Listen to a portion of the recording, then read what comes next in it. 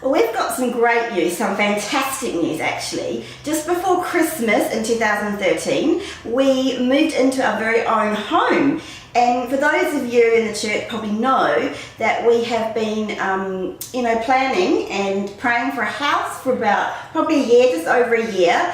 We came from Sydney about 3 years ago and basically had to start again with work and everything. And you know what that means, and you're both self-employed and you have your own business, and banks don't like lending out money.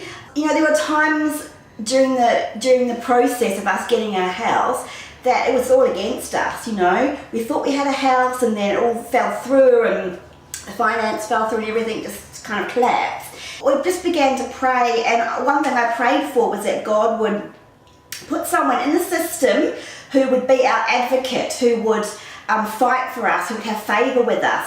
And when we went to actually have a look at the house we bought, the real estate agent, or the lady who was dealing with the property, sort of said when we're talking to her, she goes, "Oh, I've had you guys on my heart for like a few months, and I've always had your file on top of my desk," because at the very beginning of the process we'd spoken to her, and for some reason God had given us favour with her, and she kind of worked her best to get us this house. And at the time, we didn't know this was happening. At the time, it just felt like nothing. You didn't hear anything, it was all quiet, it wasn't, no news.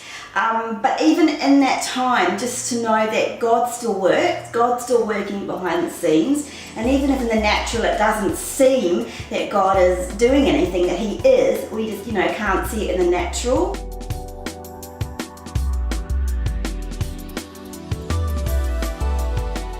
There was plenty of times when we thought we'll never get this house, and it's been difficult because we're living with my parents, but God's come through and we've moved in now, and we're very happy there, so it's really good news.